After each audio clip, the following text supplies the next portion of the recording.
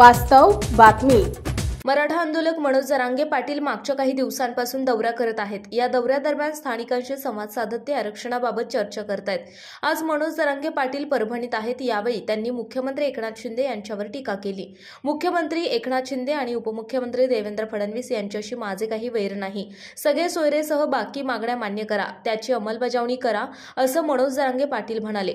गिरीश महाजन म्हणतो, माझे लाड केले, काय लाड केले, कॉपी पाजली का? एकनाथ शिंदे साहेबांचा मराठ्यांनी 6 महिने सन्मान केला। मी म्हणायचो आरक्षण देतील तर एकनाथ शिंदे साहेबच देतील, पण एकनाथ शिंदे मराठ्यांच्या नजरेतून उतरले, असं मनोज जरांगे म्हणाले।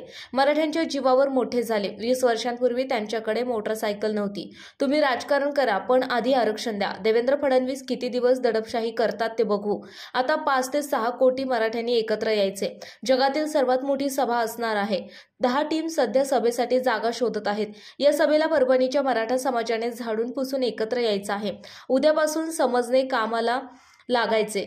माझा जीव जरी गेला तरी मराठा समाजाच्या लेकरांच्या डोक्यावर गुलाल टाकल्याशिवाय मागे हटत नाही, असं मनोज जरांगे म्हणाले। चलो मुंबईचे बोर्ड काढत आहे, माझे फोटो लावतात, तुमचे लावत नाहीत, मी काय करू? मराठा समाजाबद्दल देवेंद्र फडणवीस यांच्या मनात द्वेष आहे। फडणवीस, तुम्ही माझ्यासोबत 8 दिवस उपोषण करा, तुमची ढेरी कमी होईल, तुम्हाला उपोषणाची किंमत कळणार नाही। फडणवीस यांनी उत्तर द्यावे। अंतरवालीमधील महिलांमध्ये तुम्हाला आई बहीण दिसली नाही का?